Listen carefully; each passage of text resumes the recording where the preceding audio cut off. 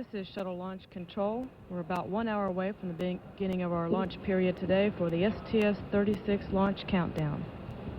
Everything is proceeding smoothly here in the Firing Room 3 and at the launch pad 39A area.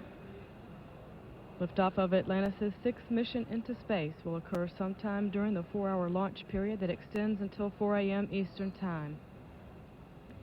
This mission is dedicated to the Department of Defense, and all mission objectives and details are classified for a nominal end-of-mission landing that will occur at Edwards Air Force Base, California.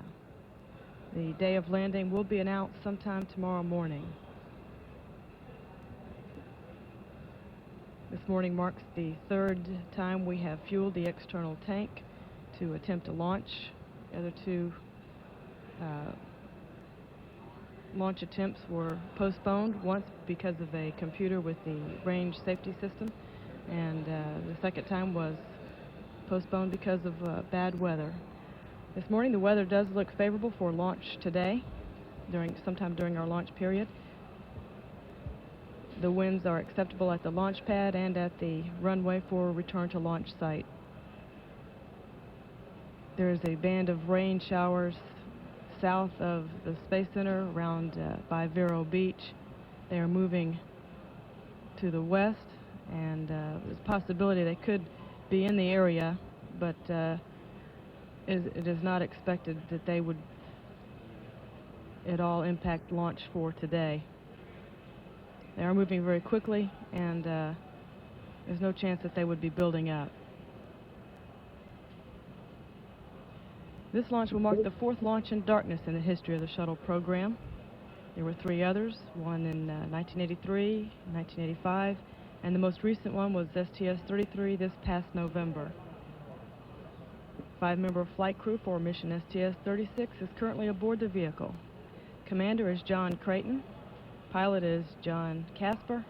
The 3 mission specialists are Mike Mullane, David Hilmers, and Pierre Thuet. Atlantis' external fuel tank has been filled with its liquid oxygen and liquid hydrogen propellants, and the ice team has made its assessment of the ice and frost on the pad, and this morning is very minimal, and only in certain areas everything is acceptable for launch in that area. The team has completed taking their measurements of various temperatures on the surface of the tank, the boosters, the orbiter, and the main engines, and all is go for launch in that area for today. Again, everything going smoothly in the countdown for mission STS-36. This is Shuttle Launch Control. This is Shuttle Launch Control. All continuing to go smoothly here for the STS-36 launch countdown. Weather appears to be go at this time. There is a band of showers south of the Space Center, about 35 miles east and south of the Space Center, and expect them to be moving through the area about 12:30 local time, and they will pass through rather rapidly, and do not expect that they would be building in any way, and there'll be about an hour break, and do expect some clouds to be coming in the area after about an hour after the showers move through. Still looking at 10 miles of visibility here in the area, and crosswinds at the runway appear to be 10 to 12 knots. A little background on the ice team. They have made their inspection of the launch pad and the vehicle this morning. They have several objectives while they're on the pad. One of them is to assess the integrity of the thermal insulation on the external tank, look for any ice or frost formations on the tank, measure temperatures on various parts of the vehicle, and assess debris concerns on the vehicle and pad that could be a safety of flight issue. The ice team is composed of 8 members that represent NASA and the contractors. Charlie Stevenson of KSC leads the team. Greg Katnick is also from Kennedy, and he operates a portable infrared scanner to measure temperatures on various areas of the tank, boosters, engines, orbiter, and the pad structures. Barry Bowen of KSC performs photo documentation of the vehicle configuration and cryogenic surfaces and assists in taking infrared data with the infrared scanner. Farouk Kunaidi represents Marshall Space Flight Center and will be measuring vehicle temperatures with a handheld infrared temperature measuring device. Close-up photo documentation of critical areas are taken by Zach Burns of NASA, the Johnson Space Center. Steve Copsey of Martin Marietta, Michoud, is the external tank manufacturing representative on the team. John Blue of Lockheed, he collects data and correlates the infrared data. There's also a Lockheed safety representative on the team. They carry binoculars and a telescope for greater resolution of detail on the vehicle.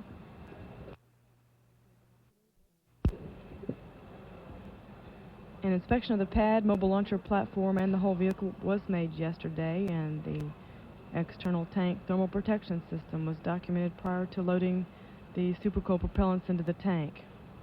After launch, the team will inspect the pad and beach area to document anything unusual or locate and identify any debris that could have fallen off during launch. After launch, also, the team will review high-speed film and videotapes to determine if there was any launch damage to the shuttle, and if there was, they would try to identify any debris sources. Another job the team performs is to inspect the runway at Edwards Air Force Base before and after the landing to, again, assess debris and any orbiter thermal protection system damage post-flight. Again, all continuing to go smoothly in the launch countdown for the STS-36 mission. This is shuttle launch control. This is shuttle launch control. All continue to go smoothly in the STS-36 launch countdown. No technical issues being tracked at this time that would prevent an on-time launch today. Weather at this time is forecast to be go, and again, no technical issues being tracked. The shuttle Atlantis is named after a famous sailing ship. From 1930 to 1966, the Woods Oceanographic Institute operated a two-masted ketch of the same name, which logged more than 500,000 miles in ocean research. After it lands, Atlantis will be safed and towed to a deservicing area at the NASA Dryden Flight Research Facility at Edwards, California. Turnaround of the orbiter will be accomplished by a KSC-based recovery team of NASA and contractor personnel, aided by Department of Defense workers.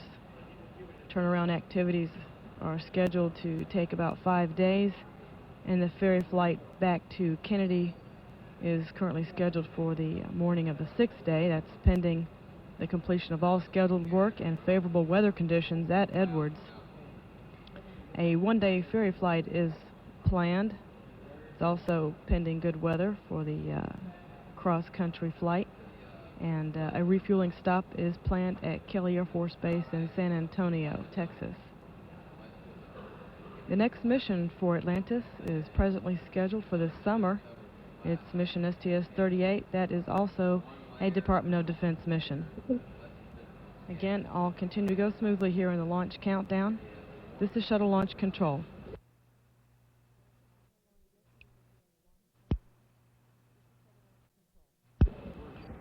This is shuttle launch control, counting down now to the launch of mission STS-36 and the space shuttle Atlantis for the 6th flight for Atlantis.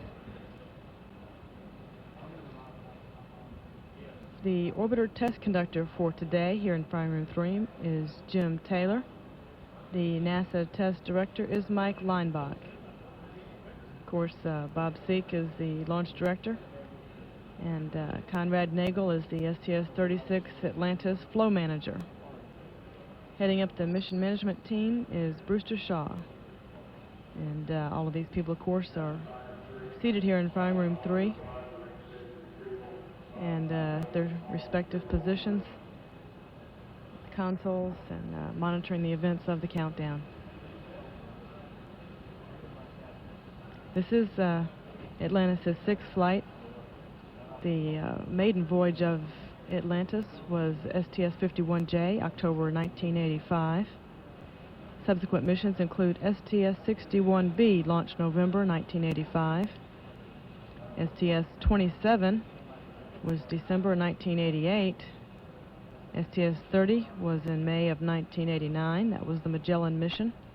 And STS-34, the Galileo mission, was in October of 1989. All continue to go smooth in the count. No technical issues at this time being tracked that would prevent launch this morning. Launch Director Bob Seek still monitoring this band of showers that will be moving through the area within the hour. We'll be keeping a close eye out on that. Do not expect to have any weather concerns at launch today. No technical issues being tracked, and weather appears it will be go for a period of time during our 4-hour launch period this morning. This is Shuttle Launch Control. This is Shuttle Launch Control, counting down to the launch of STS-36.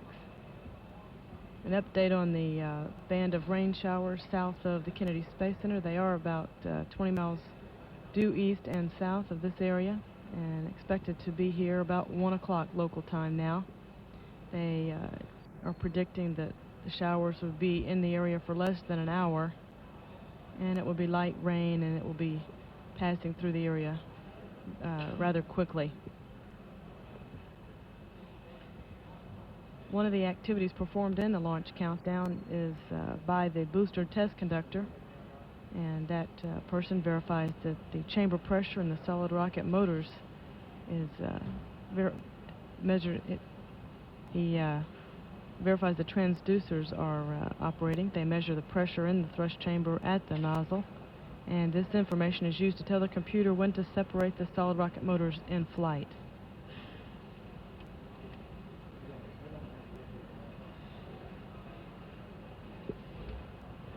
Another activity performed during a launch count is to configure the switches in the cockpit of the orbiter to pre-activate the orbiter's 3 water spray boilers. Each of the orbiter's 3 hydraulic systems has a water spray boiler which cools down the hydraulic fluid and auxiliary power unit lube oil and vents the steam overboard. During the boost phase, orbital checkout, deorbit, and entry through landing, the spray boilers are activated if the hydraulic fluid temperature exceeds about 208 degrees Fahrenheit and if the lube oil exceeds 250 degrees Fahrenheit. These boilers are located in the orbiter's aft compartment.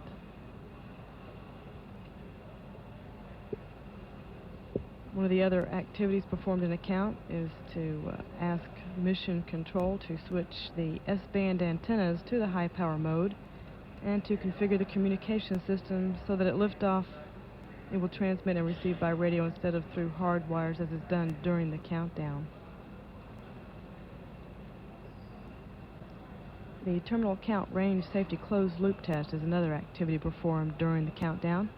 This test verifies the path the destruct signal would travel and that the shuttle's range safety receiver responds correctly to the commands sent. This is also a health check of the range safety signal. Console operators in the Range Control Center at Cape Canaveral Air Force Station get verification that the orbiter has received that signal. Inhibits are placed on the system to prevent inadvertent firing. Again, things going smoothly here in the launch countdown. Still keeping an eye out on this band of showers moving through the area. And no technical problems being tracked at this time. This is Shuttle Launch Control. This is Shuttle Launch Control. All continuing to go smoothly in the 36 launch countdown. We will be playing a videotape of activities recorded earlier this morning of the flight crew having breakfast and getting into their flight suits and departing in the astronaut van from the operations and checkout building. That tape is a little over 3 minutes long, and it will be played at 12:15 a.m. Eastern Time. Again, we will be playing a videotape of events recorded earlier this morning of the STS-36 flight crew having breakfast, getting into their flight suits, and departing the ONC building. Play that tape, about 3 minutes long, at 12:15 a.m. local time. This is Shuttle Launch Control.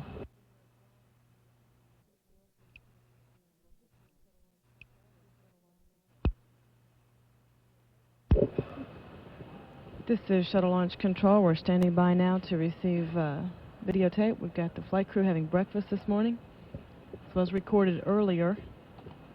Mission Specialist Pierre Thuet. This is his first trip into space for mission STS-36. Also the first trip for pilot John Casper. And Commander Creighton, John Creighton, is making his second trip to today. Mission Specialist David Hilmers and Mission Specialist Mike Mullane are making their third flights into space. This is taken from the crew quarters and the operations and checkout building. It was recorded earlier this morning. It's the crew insignia for this flight. Got the shuttle liftoff with the eagle flag. This is the crew getting into their flight suits. Commander John Creighton, already with his helmet on and gloves on. Third time for the flight crew to get suited up and go get ready for the launch today, and pilot John Casper indicating he's ready to go. Mike Mullane. Again, these events were recorded earlier. And we've got Mission Specialist David Hilmers being assisted with his helmet. Mission Specialist Pierre Thuet waiting his turn for some assistance in getting his helmet on. The crew gets suited up at their crew quarters at the operations and checkout building and travels to the launch pad in their gear, and also assisted at their pad before they get into the cockpit. Coming out of the operations and checkout building, the flight crew indicate they're ready to go this morning. Climbing aboard the astronaut van.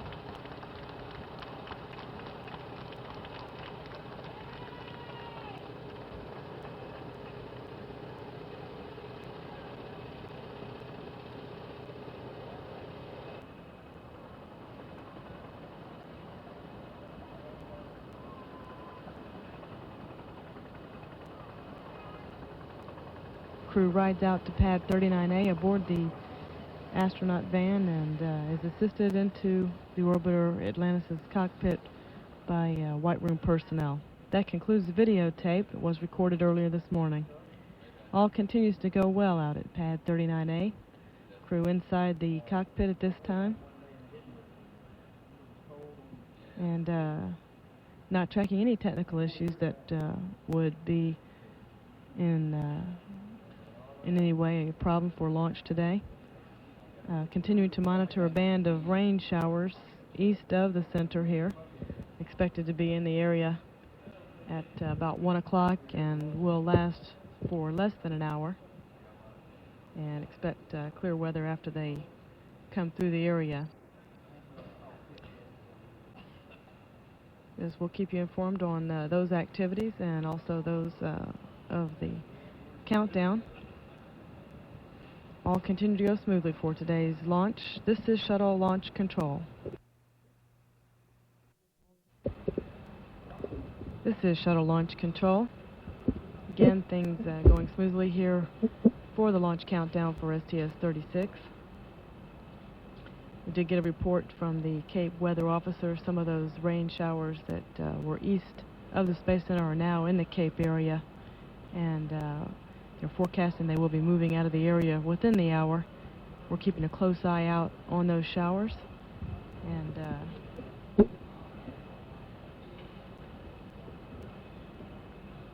we'll keep you informed of any changes in that activity. They do appear to be light showers, and we'll be moving through the area quickly. The exact launch time will not be announced until T-minus 9 minutes and counting. Before that happens, there will be an official polling of the launch team. The NASA test director will be polling the systems engineers here in the firing room. Brewster Shaw will be polling the members of the mission management team, making sure they are ready to count down with the final 9 minutes. Also, Launch Director Bob Seek will be polling key members of the director team, including the safety director, the Cape Weather Officer, and they'll also be checking with Brewster Shaw, the Mission Management Team Chairman, and also the NASA Test Director, Mike Leinbach.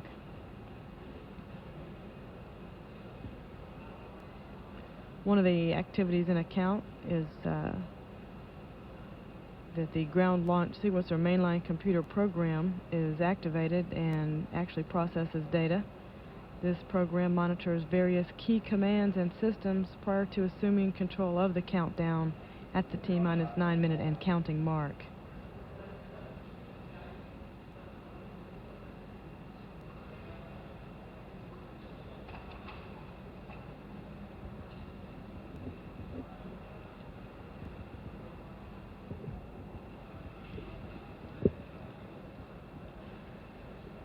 The closeout crew is cleared from the launch pad during the final minutes of the countdown, and the launch danger area is also cleared of all personnel.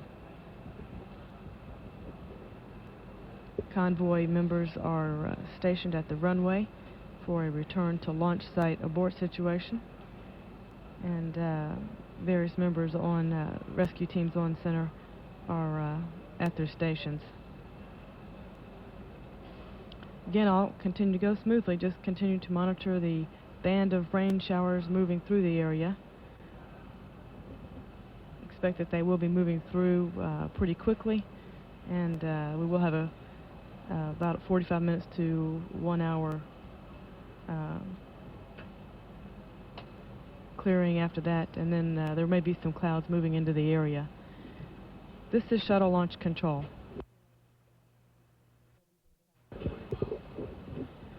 This is shuttle launch control, counting down now to the launch of STS-36 and the Space Shuttle Atlantis. No technical issues being tracked at this time. Only concern right now by Launch Director Bob Seek and other members of the management team here is, of course, the weather here at Kennedy. That we've got a band of rain showers over the area at this time, and concern is over some precipitation in the flight path. That, of course, is not desirable for the launch of the space shuttle. We will continue to keep a close eye out on these rain showers, monitor them, and we'll be making some real-time calls on that. A couple other items that are performed during a launch countdown include putting the primary ascent software system and the backup flight system in the proper mode for launch. That is done by Commander John Creighton. Also, the program is dumped. The program that's stored in the memory of one of the 4 redundant general purpose computers is dumped, and the engineers examine the data for any miscompares. Critical aerosurface driver currents and the positions of the aerosurfaces is also checked during the launch count. Houston Flight also would send pre-flight commands to the orbiter's backup flight system. These are sent from Houston by the via the MILA tracking station, and it puts the 5th general purpose computer in the proper configuration. Another activity performed by the pilot is the reconfiguring the main propulsion system helium system for launch. This opens helium isolation valves that are necessary for in-flight purges of the engines and provide an emergency source of pressure for pneumatic shutdown of the engines.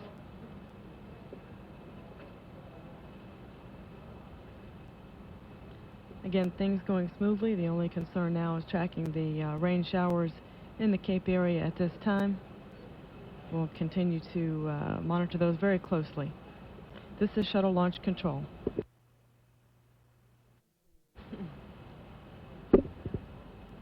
This is Shuttle Launch Control. Still counting down for the STS-36 launch this morning. Continuing to monitor the weather in the area here at Kennedy Space Center.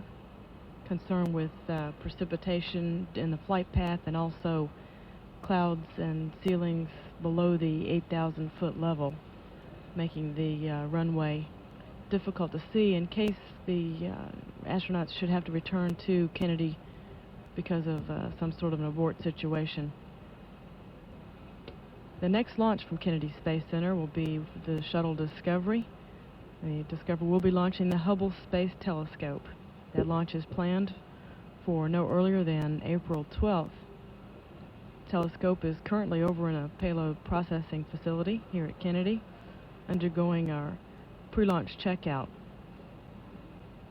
The telescope is the most complex and sensitive space observatory ever constructed and may help answer questions like how big is the universe, how are the stars and galaxies formed, and are there other solar systems with families of planets like our own out there?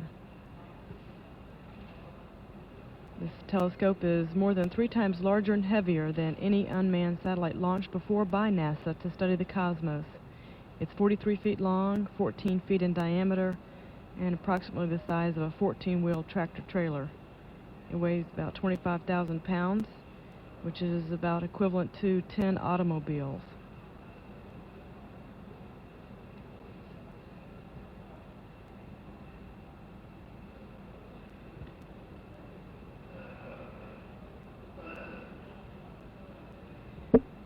Things going smoothly here for the launch countdown. No technical issues being tracked that would prevent launch. We are continuing to keep a close eye out on the weather. This is Shuttle Launch Control.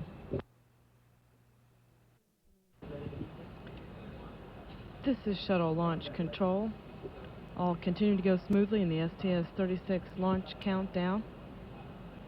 Still keeping a close eye out on the band of rain showers moving through the Cape area at this time. Concern is over ceilings less than 8,000 feet and over precipitation in the area and in the flight path. Several activities that are conducted in the countdown include configuring the cross-feed valves between the orbital maneuvering system and reaction control system propellant tanks. Also, pilot Casper reports the quantities of the propellant tanks for the reaction control system. He makes that report to the orbiter test conductor. The booster test conductor will start the gaseous nitrogen purge of the aft skirt during the countdown. This flow of inert gas ensures that no explosive or flammable gases can accumulate in the bottom of the boosters prior to ignition.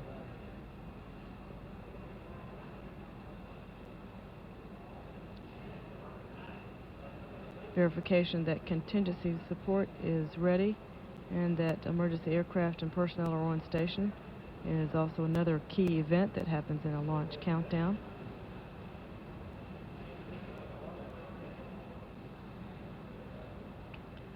And again, the countdown the actual launch time will not be known until the T-minus 9-minute and counting mark. At that time, the ground launch sequencer will be in control of the count. It's a master computer program, and it issues commands to perform final critical tasks that put the vehicle in the launch configuration. It does so by monitoring as many as 1,000 different measurements during those final 9 minutes, and it makes sure that these measurements do not fall out of predetermined limits on any orbiter system. No technical issues being tracked at this time. Still keeping a close eye out on weather at the Kennedy Space Center area for launch today. This is Shuttle Launch Control.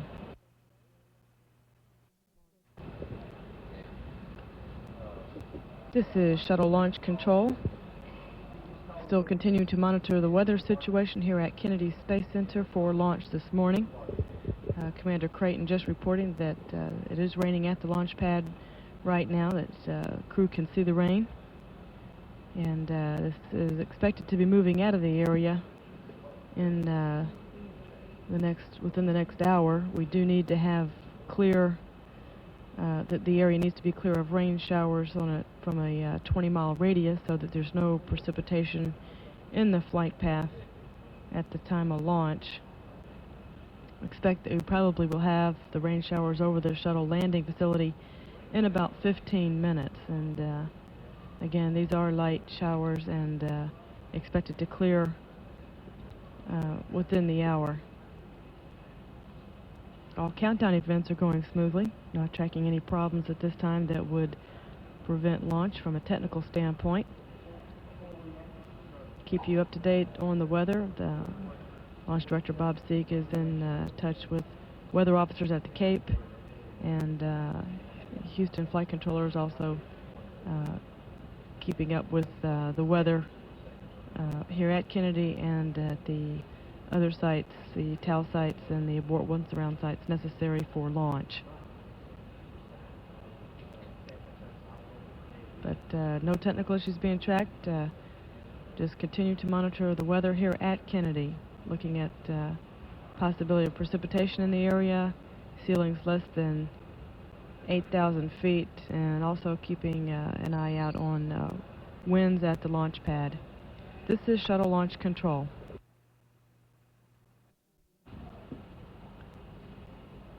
This is Shuttle Launch Control, counting down to the launch of the STS-36 Atlantis launch tonight. Just continuing to keep a close eye out on the weather. The band of rain showers now over the Cape area at this time. Expect they will be moving out in a brief period of time. We are concerned with precipitation in the flight path and ceilings below our 8,000 foot level. So we will be continuing to keep a real-time eye out on this activity. We've got all kinds of information being fed to minute managers, got radar charts and weather officials at the Cape, and also from the mission control forecasters in Houston, Texas. There are several major milestones once the countdown resumes at the T-minus 9-minute mark. At T-minus 7 minutes 30 seconds, the orbiter access arm is retracted, and at T-minus 5 minutes, pilot Casper will start up the orbiter's auxiliary power units. A gimbal check of the orbiter aero surfaces will occur at T-minus 3 minutes 55 seconds, and switch over to internal power occurs at T-minus 3 minutes 30 seconds. An engine gimbal test occurs at the 3-minute 25-second mark. LOX tank pressurization and retraction of the gaseous oxygen vent hood will start at T-minus 2 minutes 55 seconds, and at the liquid hydrogen tank, will be pressurized for flight at T-minus 1 minute 57 seconds. At T-minus 31 seconds, the ground launch sequencer will issue a go to Atlantis' onboard computers to start their own automatic sequence. The final command from the ground computers will come at 10 seconds, which is a go for main engine start. Engine start occurs at T-minus 6.6 seconds, and of course booster ignition occurs at the T0 point.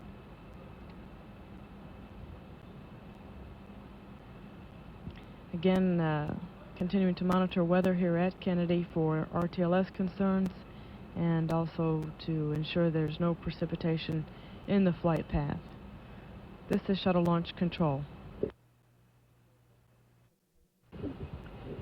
This is Shuttle Launch Control, counting down to the launch of the Space Shuttle Atlantis this morning. Still continuing to monitor the weather.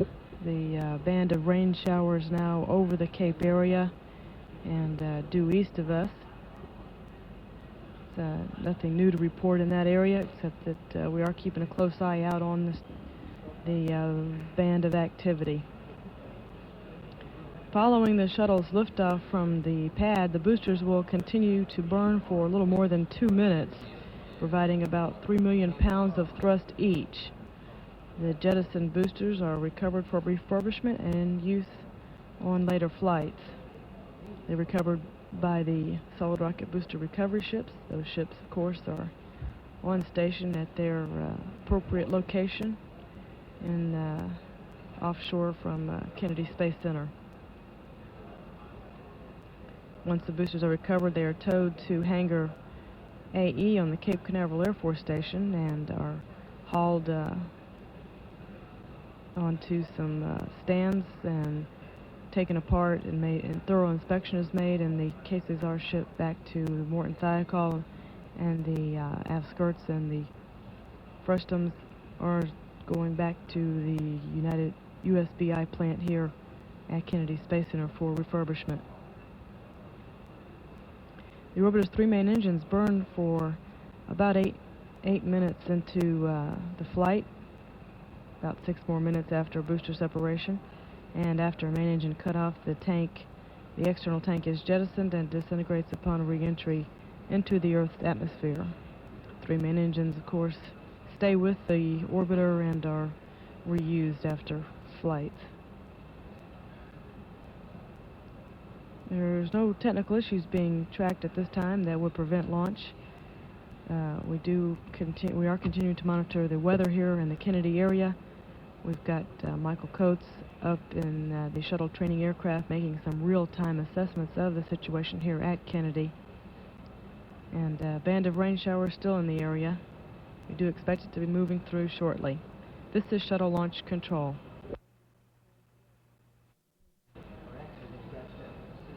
This is Shuttle Launch Control for the STS-36 launch countdown.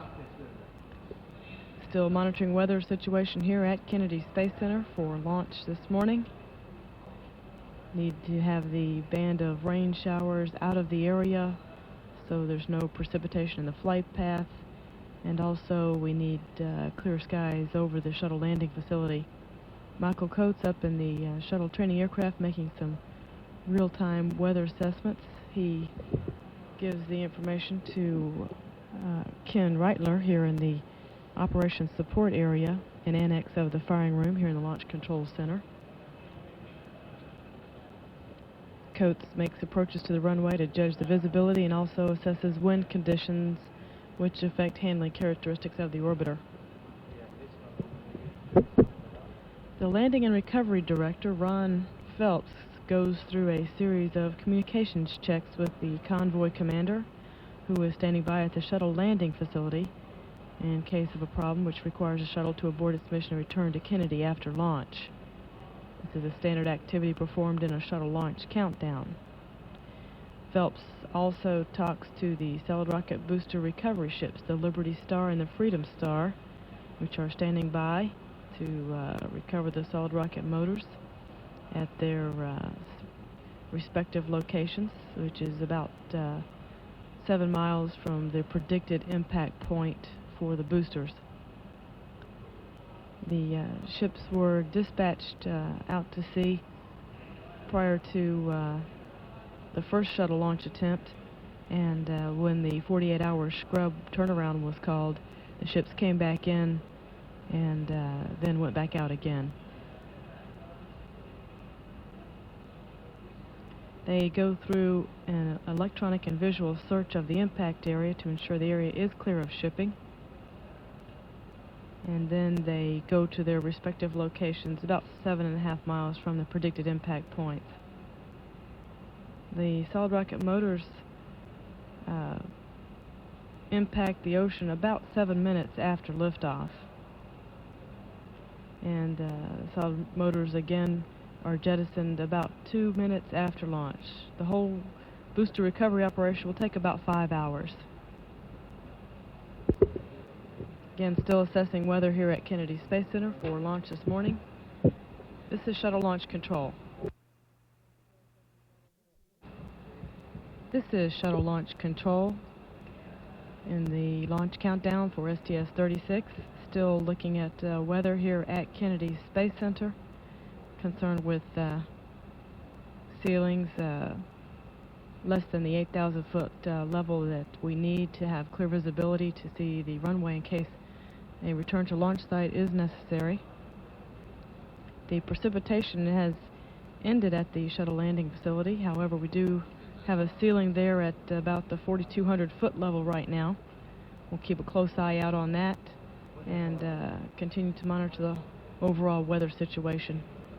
No technical issues being worked in the countdown at this time, and the only issue of concern is the weather, and we'll keep you informed on that. This is Shuttle Launch Control.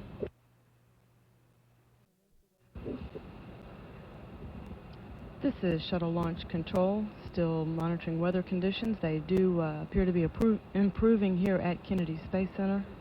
The ceilings are dissipating at the shuttle landing facility, and taking a look now at our worldwide weather picture and making some assessments for launch today based on weather. No technical problems being worked at this time in the countdown for STS-36. This will be the fourth launch in darkness for the history of the shuttle program. And the last night launch occurred last November. It was STS-33, the launch of Discovery. Next launch here at Kennedy is planned for no earlier than April 12th. It'll be the shuttle Discovery for the STS-31 Hubble Space Telescope mission.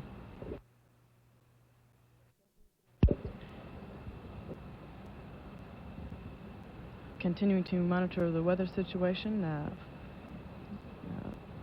Team members here in the Launch Control Center and flight controllers in Houston, and keep you up to date on that situation. This is Shuttle Launch Control. This is Shuttle Launch Control at T-minus 9 minutes and counting. And the ground launch sequencer has been initiated. From now until T-minus 31 seconds, when we begin the switch over to the onboard redundant set launch sequencer.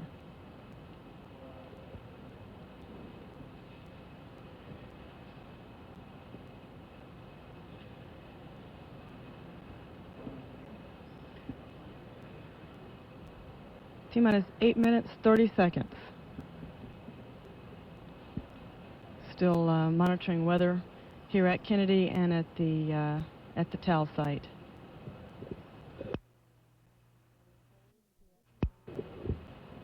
Plan is to count down to T-minus 5 minutes and to hold if the weather hasn't cleared by then, and we will hold and continue to monitor weather at T-minus 5 if we don't have a final go at that point.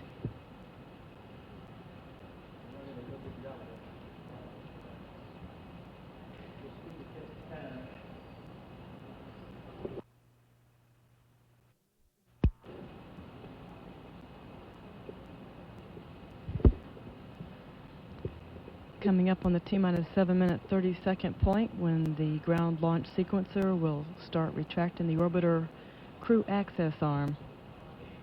And we have a go for OAA retract.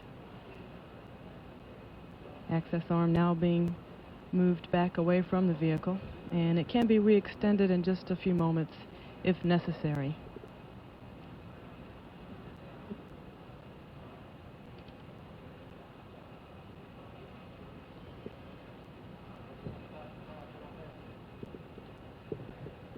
T-minus 7 minutes and counting.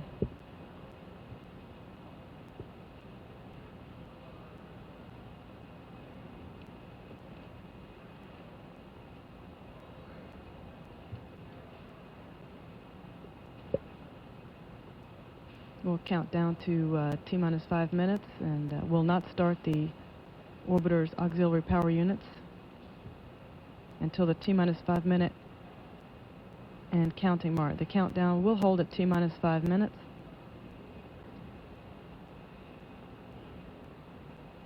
Just a few moments, Pilot Casper will be asked to set the switches in the cockpit for the pre-start position for the orbiter auxiliary power units. This consists of positioning a number of switches and verifying that they are in the proper position.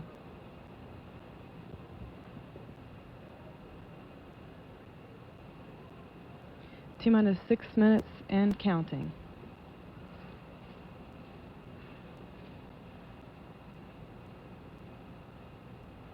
Counting down to the launch of the Space Shuttle Atlantis, 6th flight into space.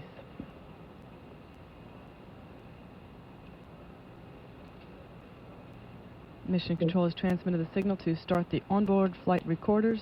These recorders will collect measurements of shuttle systems performance during flight, and they will be played back for evaluation after the mission. T-minus 5 minutes, 30 seconds. Countdown will be holding here, coming up in 20 seconds, waiting on a clear for weather. And pilot Casper reporting the APU pre-start is complete.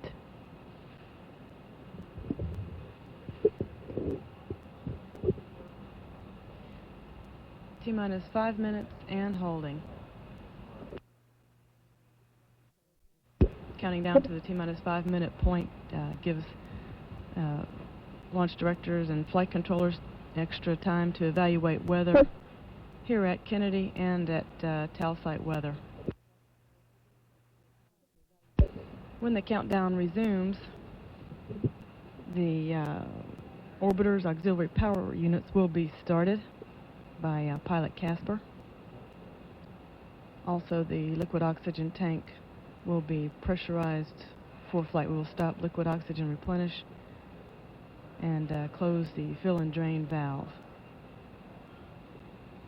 Also, the gaseous oxygen vent hood will be retracted away from the top of the external tank, and the orbiter aero surfaces will be positioned for flight.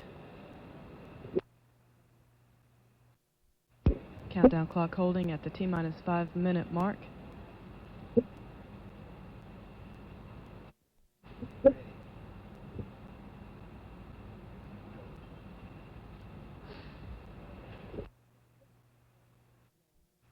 And Houston flight reporting we are go for weather here at Kennedy, and TAL site weather is go. Countdown clock will be picking up. 3, 2, 1. T-minus 5 minutes and counting. We have a go for orbiter APU start. Pilot Casper now flipping switches in the cockpit to start each of the 3 APUs.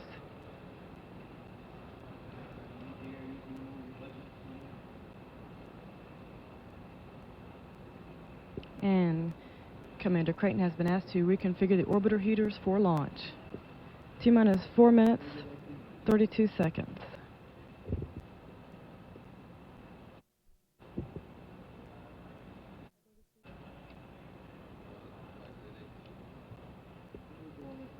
T-minus 4 minutes, 15 seconds, and counting. Coming up on the T-minus 4 minute and counting mark. Main engine final purge sequence is underway. Main engine valves are being configured for flight. Orbiter flight control surfaces, the elevons, speed brake, and rudder are now being moved through a pre-programmed pattern to verify they are ready for launch. T-minus 3 minutes, 40 seconds, and counting. 3 main engines now being gimbaled in a pattern to verify their readiness. And they will be positioned for launch. T-minus 3 minutes, 15 seconds, and counting. T-minus 3 minutes and counting. At T-minus 2 minutes, 55 seconds, we'll start external tank liquid oxygen pressurization. And we just received the go for that. And we'll begin the gaseous nitrogen purges of the main engines. We'll begin terminating that activity. T-minus 2 minutes, 40 seconds. And pilot Casper has been instructed to clear the caution and warning memory.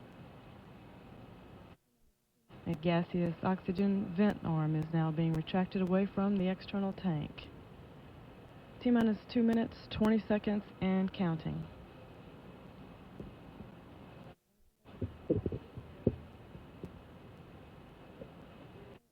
And pilot Casper reports there are no unexpected errors. T-minus 2 minutes and counting. The crew has been instructed to close and lock their visors for flight. And we have have a go for pressurization of the liquid hydrogen tank. T-minus 1 minute, 45 seconds. It's 90 seconds away from liftoff of STS-36.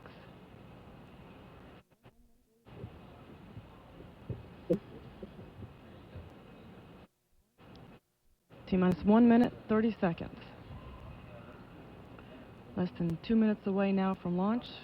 Ground launch sequencer will verify that the main engines are ready to start at the 1 minute point.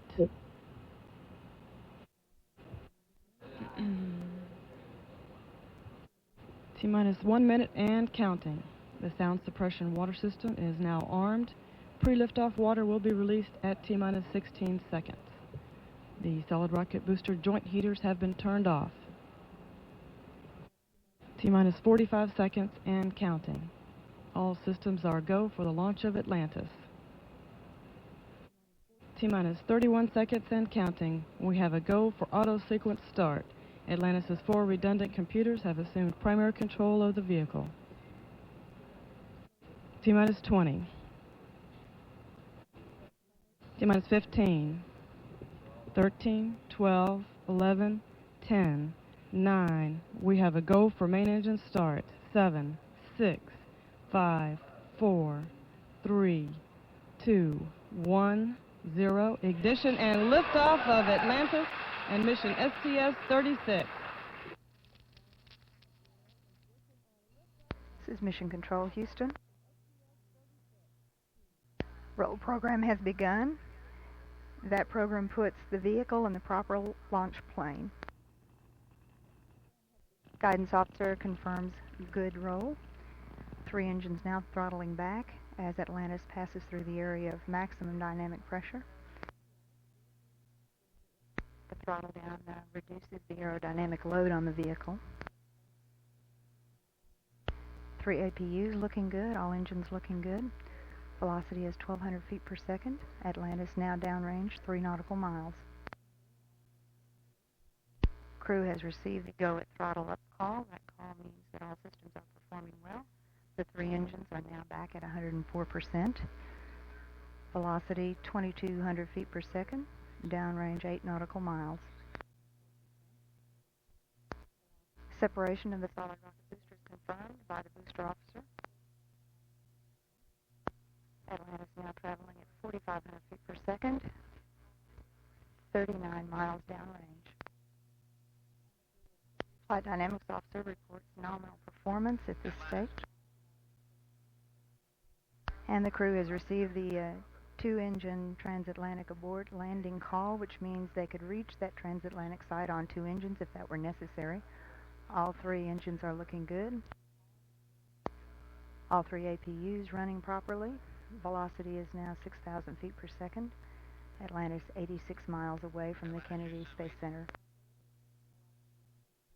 Crew has gotten a message on their reaction control system. However, ground controllers believe that is a transducer only, and those jets are not required at this time. If they were required, they could be regained through keystrokes on the computer. Atlantis has received the negative return call, meaning that it cannot return to the Kennedy Space Center. 3 engines all looking good and APUs looking good. Velocity is now 7,600 feet per second. Downrange 147 nautical miles. Atlantis traveling now at 10,000 feet per second, 221 miles away from Kennedy Space Center.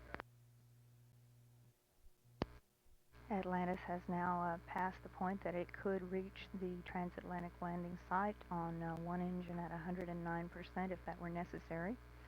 All 3 engines are looking good at 104%. Atlantis receives the press to ATO call, meaning that Atlantis could make a lower safe orbit on only 2 engines if that were necessary. Velocity is 13,000 feet per second, downrange 346 nautical miles. Creighton has confirmed his press to main engine cutoff call. That call signifies that Atlantis could reach the main engine cutoff targets on 2 engines if that were necessary.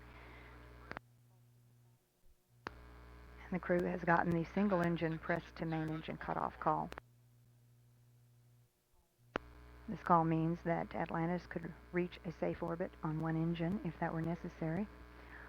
All APUs are running properly. Engines still performing at 104%. Velocity is 20,000 feet per second. Guidance officer confirms good navigation. Engines are now throttling back in preparation for main engine cutoff. Velocity is 24,800 feet per second.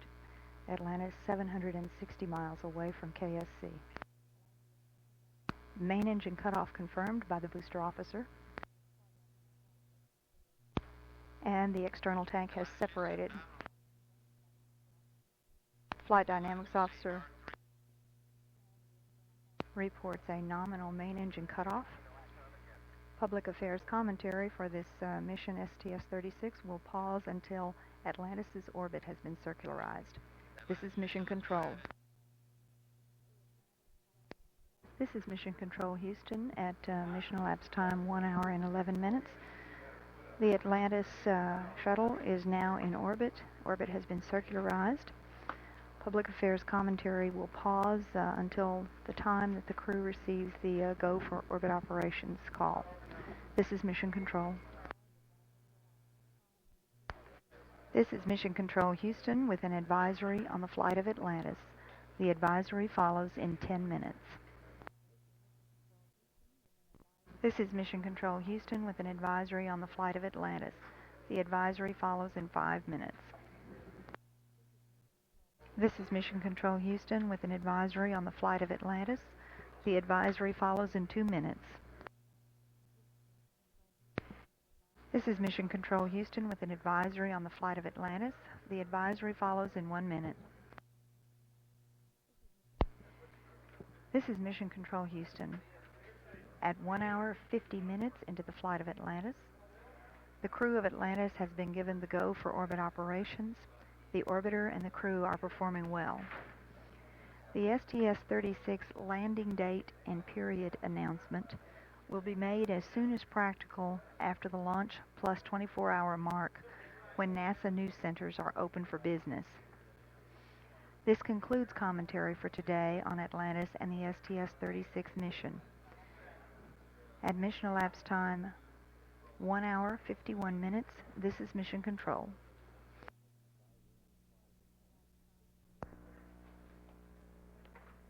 This is Mission Control Houston with an advisory on the flight of Atlantis.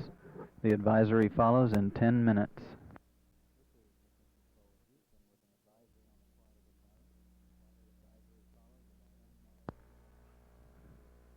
This is Mission Control Houston with an advisory on the flight of Atlantis.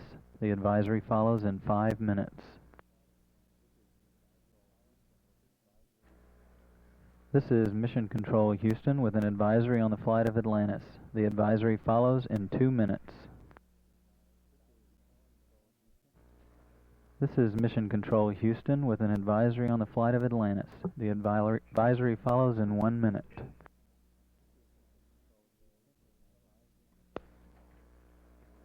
This is Mission Control Houston. The expected landing day for the shuttle mission STS-36 is March 4th. Landing is scheduled for Edwards Air Force Base, California. Meanwhile, the STS-36 crew is doing well, and Orbiter Atlantis continues to perform satisfactorily. This is Mission Control Houston.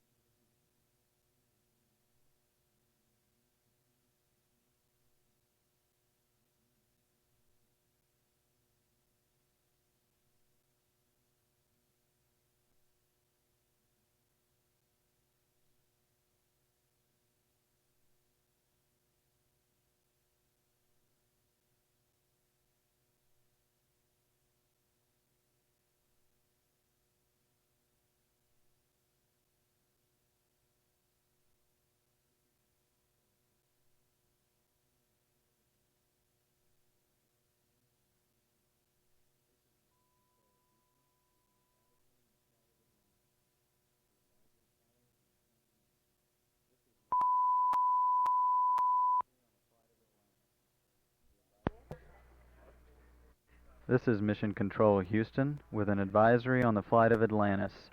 The advisory follows in 10 minutes.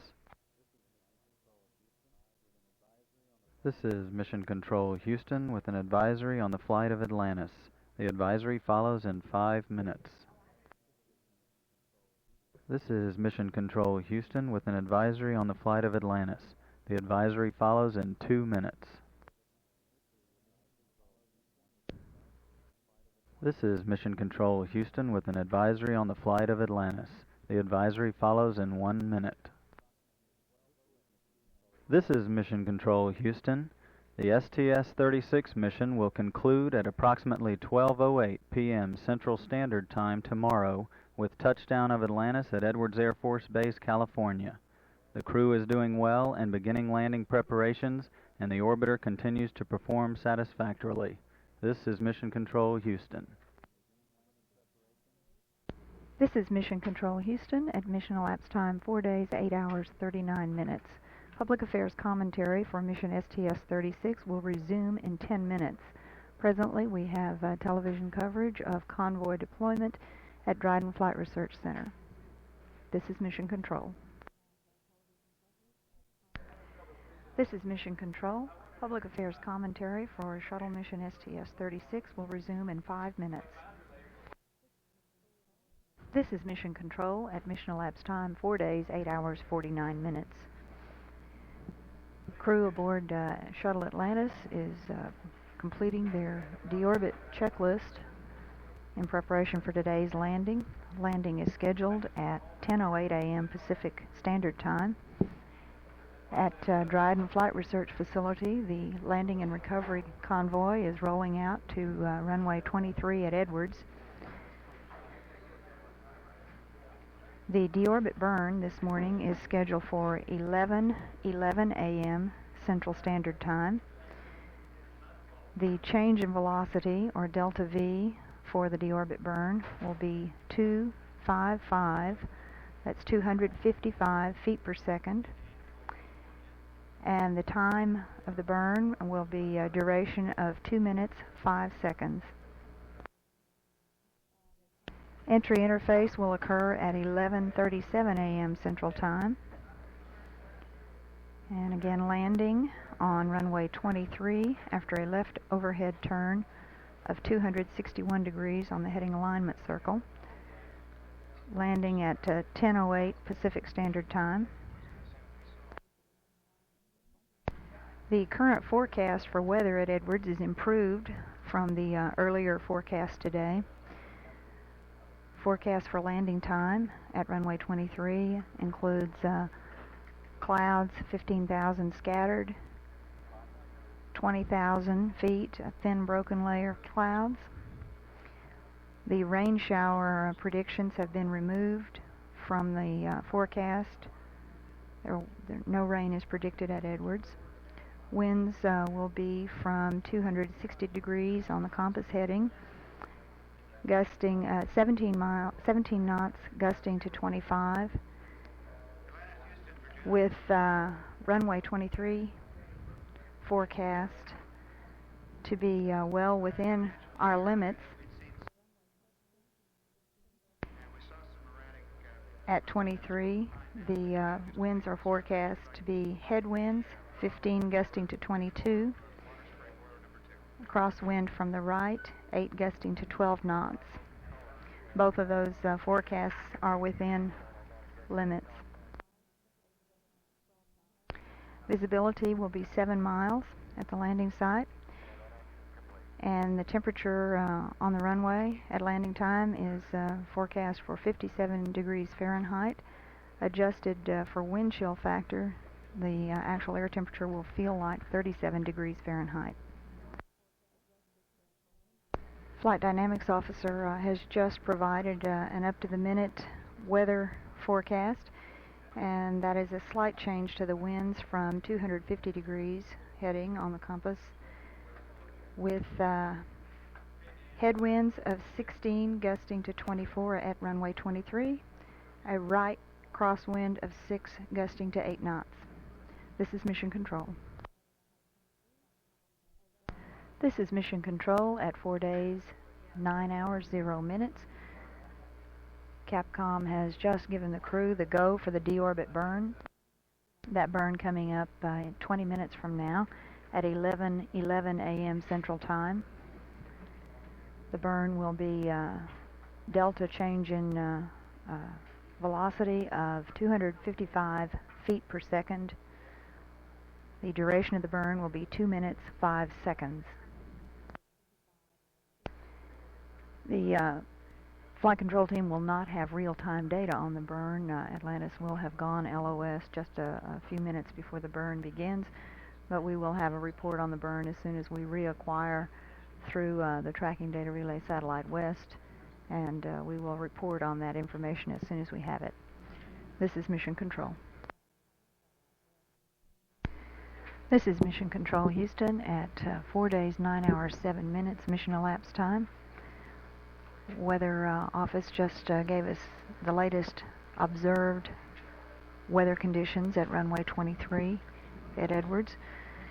Winds are out of 230 degrees, 19 gusting to 22 knots, and that is within our limits for landing today. Also, the landing convoy is in position and ready to support the landing at Dryden. This is Mission Control. This is Mission Control. We have lost data and voice communications with Atlantis. We will reacquire both data and voice in about 10.5 minutes through the Tracking Data Relay Satellite West. The burn is scheduled to begin in about 4 minutes from now at 11:11 a.m. Central Standard Time. That deorbit burn will bring Atlantis to a landing at 10:08 Pacific Standard Time on runway 23 at Edwards Air Force Base in California. Just before we went LOS, the Capcom reconfirmed to the crew that they were still go for the deorbit burn. We will have verification of the status of the burn after we acquire data again in about 10 minutes. This is Mission Control.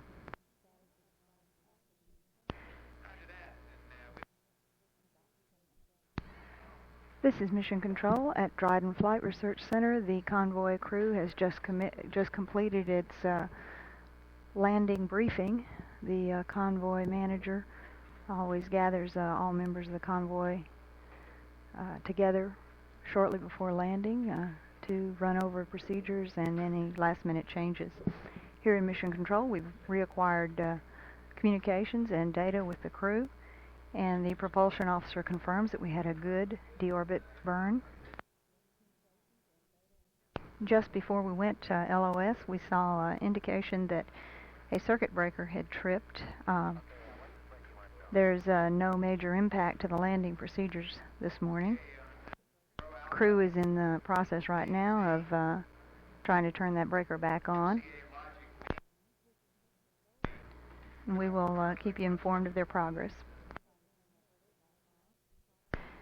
This is Mission Control. When the crew checked that breaker switch, it had been inadvertently bumped, probably by someone moving into position in their seats in preparation for the deorbit burn. The switch has been turned back to the on position and the bus has been recovered. The only effect from that switch being off was to lose some talk back and some redundancy on one air data probe motor and one vent door motor. However, that power system has been recovered now and the crew has turned it back on.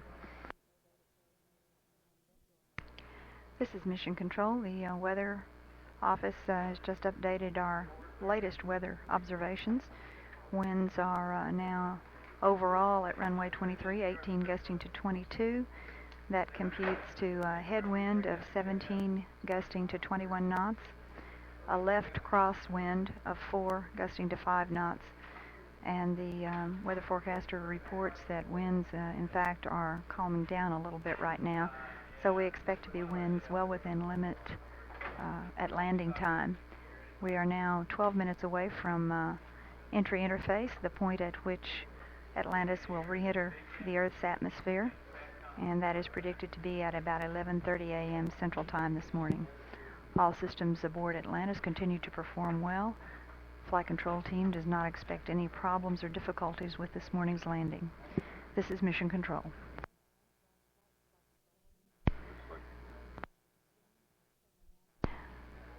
This is Mission Control at Dryden Flight Research Facility. Members of the convoy team are checking out their escape suits. Those are self-contained breathing apparatuses that allow them to approach the shuttle shortly after it has stopped on the runway to check for any dangerous emissions of gas around the area before the crew leaves the vehicle. This is a standard checkout of the equipment done before the landing of the shuttle. The Mechanical Systems Officer reported just a few moments ago that all 3 APUs have been started and are looking good. Coming up on entry interface in about 8 minutes. This is Mission Control. This is Mission Control. Weather pilot Michael Coates is flying landing approaches in the area of runway 23 at Edwards to gather latest available real-time information for landing conditions at runway 23. Atlantis should touch down about 10:08 a.m. Pacific Standard Time today. Creighton will bring the vehicle into a left overhead turn around the heading alignment circle, and the landing touchdown speed will be is estimated to be between 185 and 195 knots. Winds predicted to be well within limits, a headwind of 17 to 21 knots and a left crosswind of 4 to 5 knots on runway 23. This is Mission Control. This is Mission Control Houston at 4 days, 9 hours, 46 minutes. All in readiness at Dryden Flight Research Facility at Edwards Air Force Base in California for this morning's landing of Shuttle Atlantis. Standing by in about 30 seconds for entry interface, or correction for AOS, acquiring communications through the Tracking Data Relay Satellite West with the crew again. A correction, please. We have had communications with the crew. Our next event is the entry interface at 11:37 Central Standard Time. That's coming up in just a few seconds. The first roll maneuver this morning will be to the right at Mach 24, followed by a left roll reversal at about Mach 18.5. The next roll reversal will be to the right at Mach 9.1, and the third roll reversal to the left at Mach 4.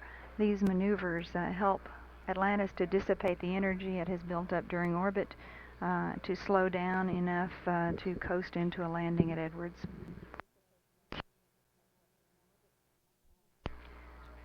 This is Mission Control. Our tracking data shows Atlantis now at Mach 25 and about 337,000 feet in altitude. The Mechanical Systems Officer has reported a small decrease in pressure in hydraulic system 1, the reservoir. Crew has taken that system to a low pressure setting, and we'll continue to watch it during landing. We do not expect it to be a problem. However, the mechanical systems people would like to get as much information as possible to evaluate how it performs through the landing phase. Weather pilot Michael Coates flying at Dryden, checking the real-time weather conditions at the landing site, runway 23. Winds are forecast to be well within limits at the time of touchdown, and we're not expecting any weather difficulties there. This is Mission Control. The latest weather observations at Edwards at runway 23 show a headwind of 18 gusting to 22 knots and a steady state crosswind from the right at 2 knots. This is Mission Control at Dryden Flight Research Facility, a helicopter flying over the landing site area. in the general vicinity of runway 23. Tracking data here in Mission Control shows Atlantis at about Mach 24.7 at about 240,000 feet altitude.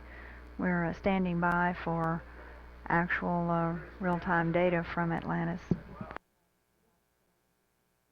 Mechanical Systems Officer reports that the signature they had seen earlier indicating this small leak reducing the pressure in the hydraulic system 1 reservoir has stopped, and the leak seems to have ceased. They are continuing to watch that. It is not an impact to the landing. This is Mission Control at Dryden Flight Research Facility. Helicopter views of runway 22, one of the concrete runways at Edwards. Mechanical Systems Officer reports the data are showing some pressure dips when a system is commanded. Currently, the rudder speed brake is being commanded aboard Atlantis, but it looks like a very normal operation.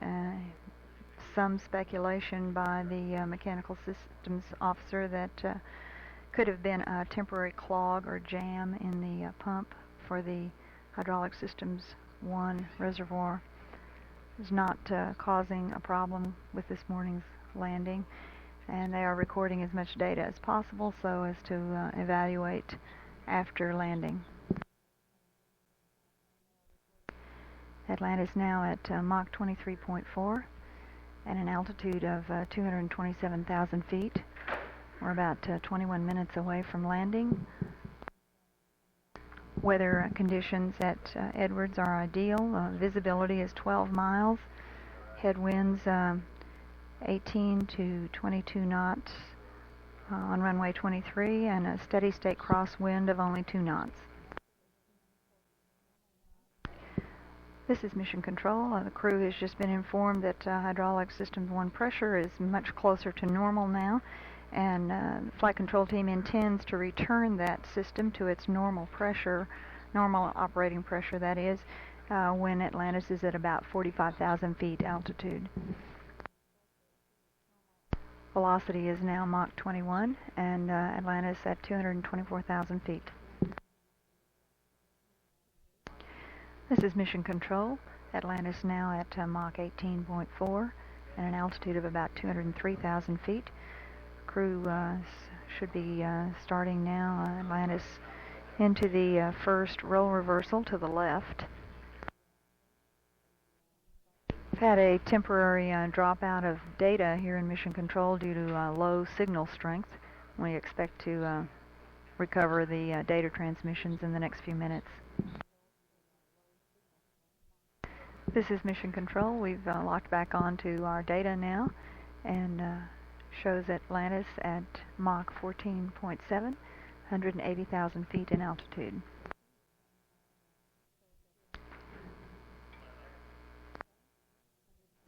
This is Mission Control, Houston. We're standing by to acquire the C-band tracking system.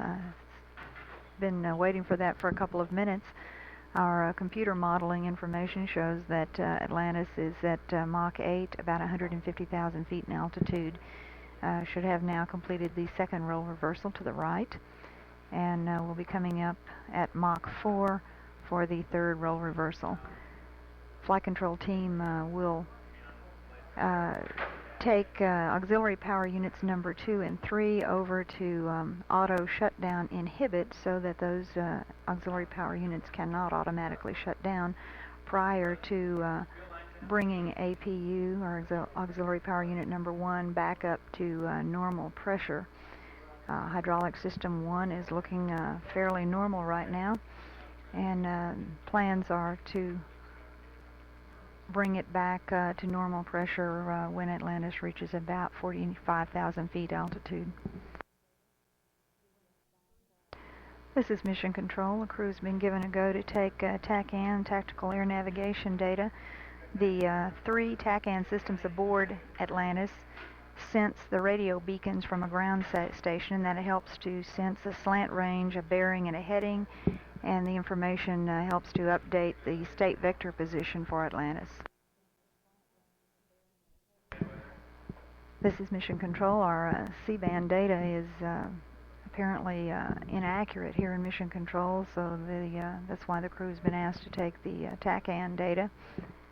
Our modeling shows Atlantis at Mach 4.6, about 112,000 feet altitude, and about 125 miles out from Edwards Air Force Base. We're 8 minutes away from touchdown. Atlantis will make a left overhead turn on the heading alignment circle to line up over runway 23. This is Mission Control. We're handing over to the Goldstone ground site. And the Flight Dynamics Officer reports that the S-band data looks good. Velocity is now Mach 2.9, altitude 88,000 feet. Crew has been given the go-ahead to deploy the air data probes. And the Flight Dynamics Officer reports that energy and ground tack are both go. Velocity is now Mach 2.2, altitude 78,000 feet. Range to Edwards is 53 nautical miles. This is Mission Control. Can now see Atlantis visually at Dryden. APU-1 will now be taken back to normal pressure. Mechanical Systems Officer reports that APU-1 looks good so far. Atlantis now at Mach 1.6, 71,000 feet over California, and about 39 miles away from Edwards. This is Mission Control. Velocity now Mach 1, altitude 55,000 feet.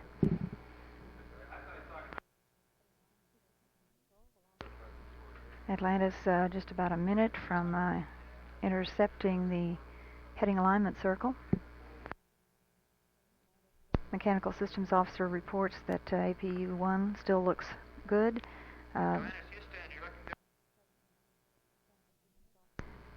Mechanical Systems Officer expects APU-1 to be able to support the landing all the way through touchdown.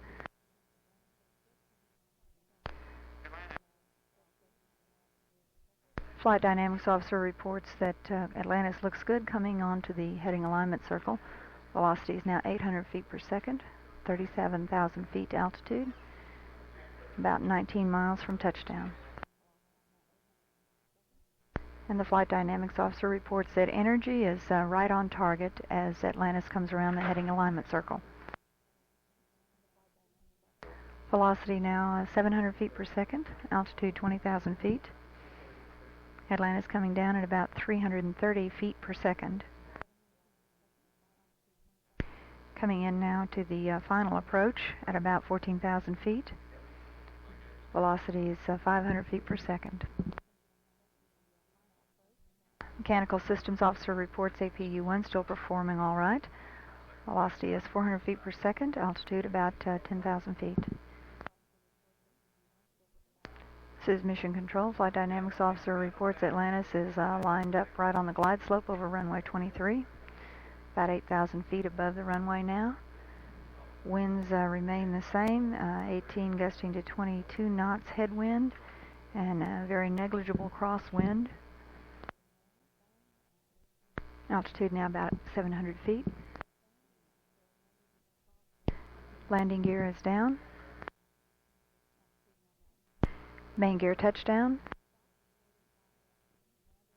Nose gear touchdown. And wheel stop reported by Mission Commander J.O. Creighton. Capcom Steve Oswald greeted the crew with congratulations on a great flight, guys, and welcome back. And the crew is being instructed to shut down auxiliary power unit number 1. That system did hold all the way to touchdown and rollout. And the flight control team will evaluate that data. This is Mission Control. Capcom Steve Oswald has just passed along to the crew a couple of very minor switch changes. No other changes to the post-landing checklist. Some close-up views now of Atlantis as it sits on runway 23. We have unofficial times for you for main gear, nose gear touchdown. Unofficial time for main gear touchdown.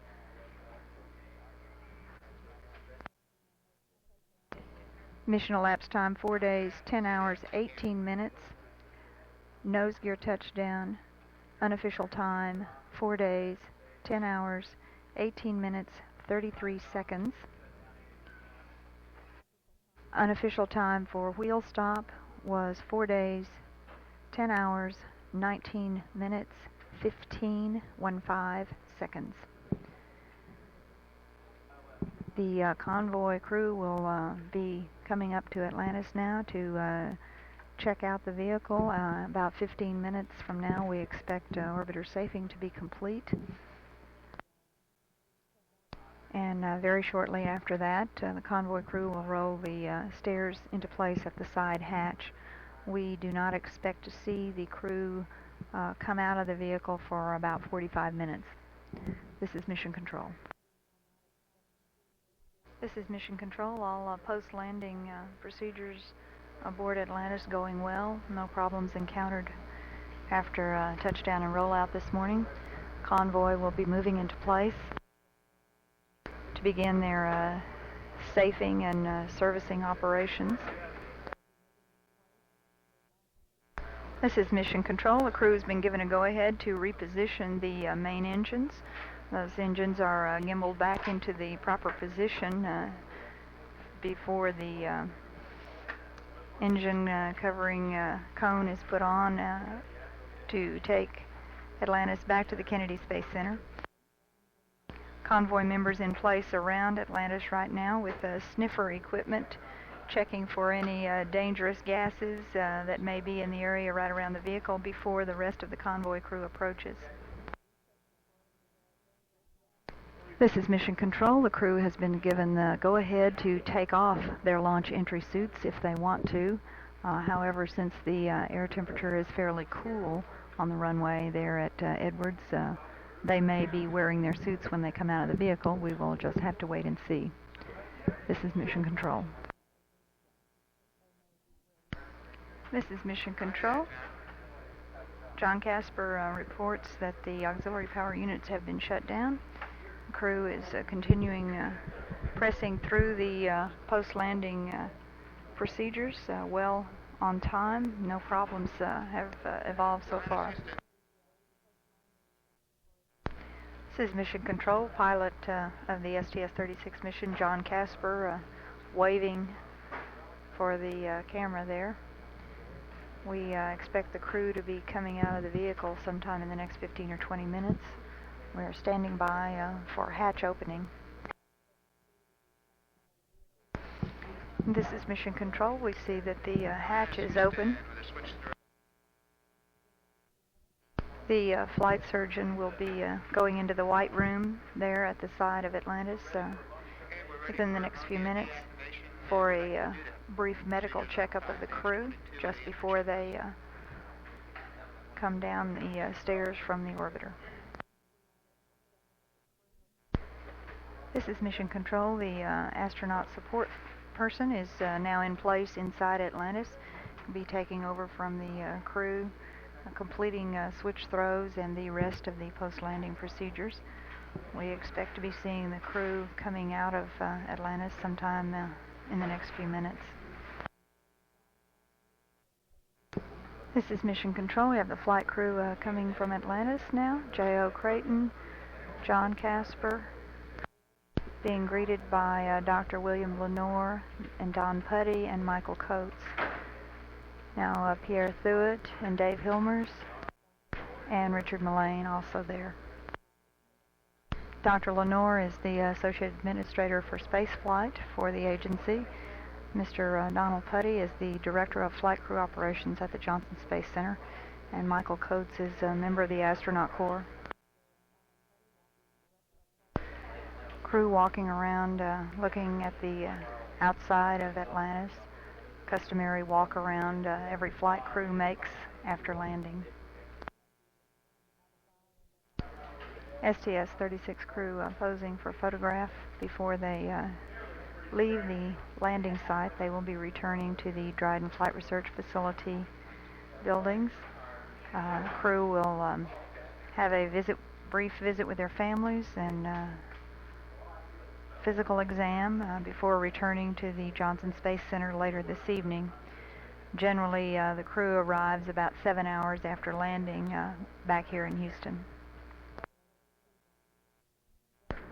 Flight crew will now board the astronaut van to travel back to the main facility at Dryden. This concludes public affairs commentary for shuttle mission STS-36. This is Mission Control.